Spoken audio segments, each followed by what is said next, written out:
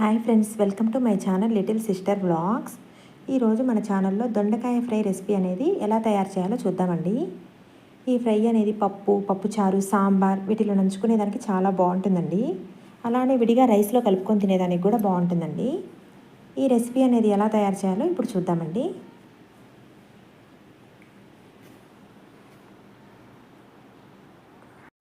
ముందుగా దొండకాయ ఫ్రై రెసిపీని తయారు చేయడానికి కావాల్సినవి చూద్దామండి.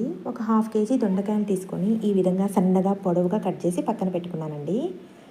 అలానే ఒక మీడియం సైజ్ ఉల్లిపాయని తీసుకొని దాన్ని కూడా ఇలానే పొడవుగా కట్ చేసి పక్కన పెట్టుకున్నాను.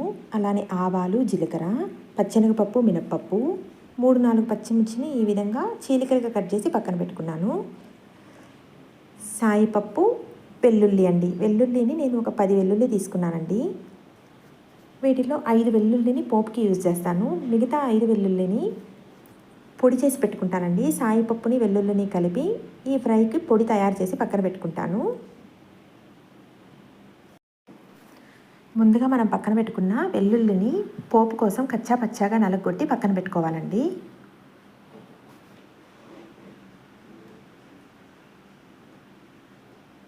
ఈ విధంగా కచ్చా పచ్చాగా నలగొట్టి వీటిని పక్కన పెట్టుకోవాలి. ఇప్పుడు మనం ముందుగా పక్కన పెట్టుకున్న సాయిపప్పు, వెల్లుల్లి, జీలకర్ర తీసుకొని వీటిని కూడా పొడి చేసుకోవాలండి. కానీ వీటిని మెత్తగా పొడి చేసుకోకూడదు.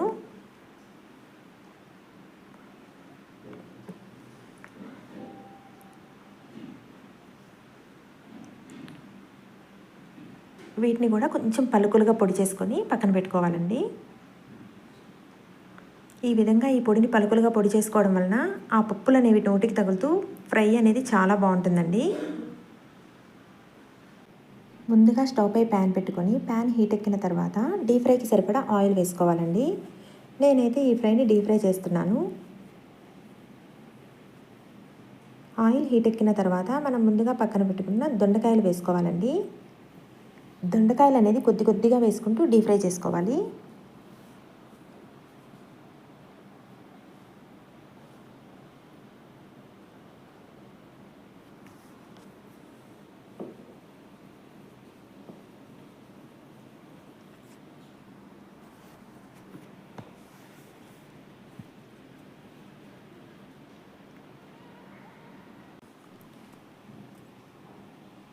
చూడండి, దొండకాయలు అనేది ఈ విధంగా డీప్ ఫ్రై అయిపోయాయి.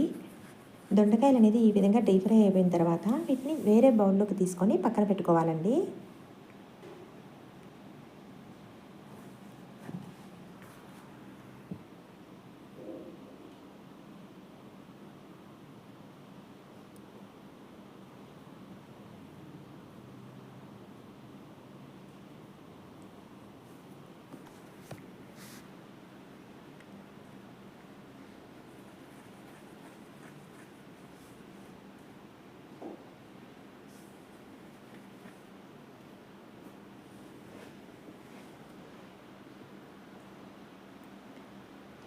ఇదే విధంగా మిగిలిన దొండకాయలను కూడా వేసుకుంటూ డీప్ ఫ్రై చేసుకోవాలండి.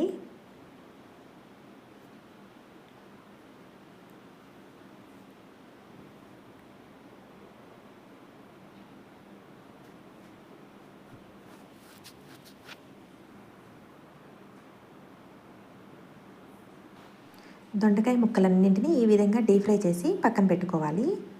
ఇప్పుడు స్టవ్ పై అదే ప్యాన్ పెట్టుకోవాలండి. ప్యాన్ హీట్ ఎక్కిన తర్వాత 2 టేబుల్ స్పూన్స్ ఆయిల్ వేసుకోవాలండి.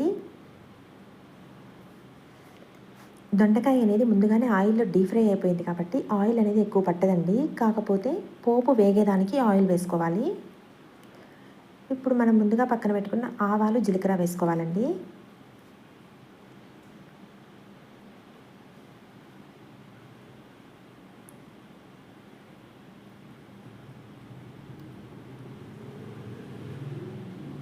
ఆవాలు, జీలకర్ర అనేది చిటపటలాడిన తర్వాత మనం ముందుగా పక్కన పెట్టి ఉంచుకున్న ఆనియన్ వేసుకోవాలి.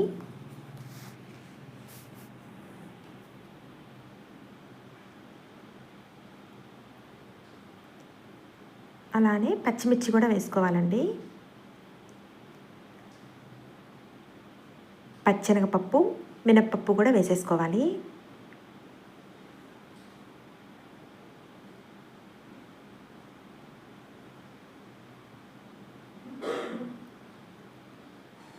అలానే కచ్చా పచ్చాగా నలగొట్టి పక్కన పెట్టుకున్న వెల్లుల్లి కూడా వేసేసుకోవాలండి. వీటన్నింటినీ లైట్గా దోరగా ఫ్రై చేసుకోవాలి.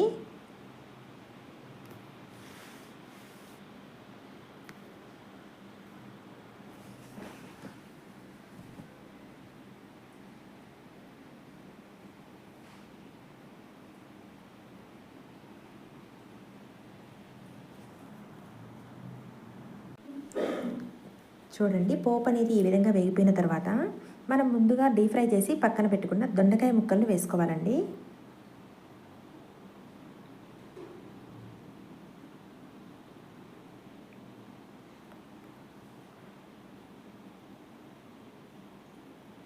వీటిని కూడా ఒక 2 నిమిషాలు పైకి కిందకి అలా కలిసేటట్టు కలిపెట్టుకోవాలండి.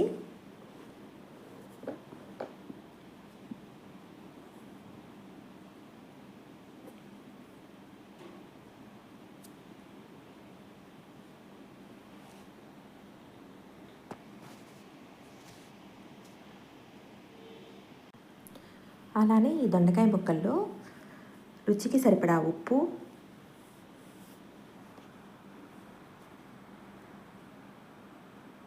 అలానే పసుపు,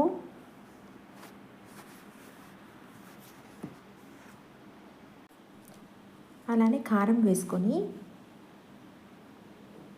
ఈ దొండకాయ ముక్కల్ని 2-3 నిమిషాల పాటు ఫ్రై చేసుకోవాలండి.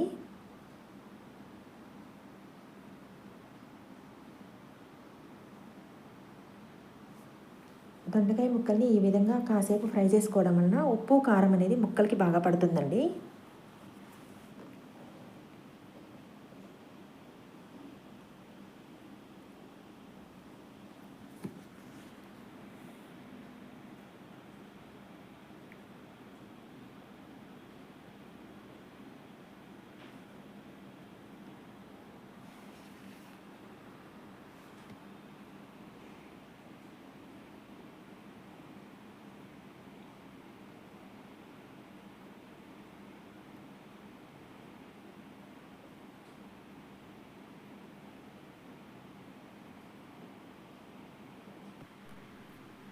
ఈ విధంగా ఒక 4-5 నిమిషాలు వేపుకున్న తర్వాత మనం ముందుగా దంచి పక్కన పెట్టుకున్న పప్పుల పొడి వేసుకోవాలండి.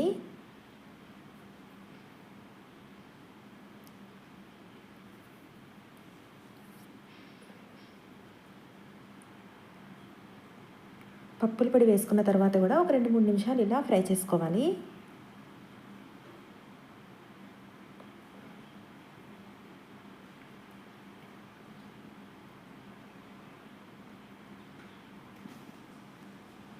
అంతే అండి, 2-3 నిమిషాలు వేపుకున్న తర్వాత స్టవ్ ఆఫ్ చేసుకోవాలండి. దొండకాయ ఫ్రై అయితే రెడీ అయిపోయిందండి. దీన్ని ఇప్పుడు మనం వేరే దానిలోకి సర్వ్ చేసుకుందాం.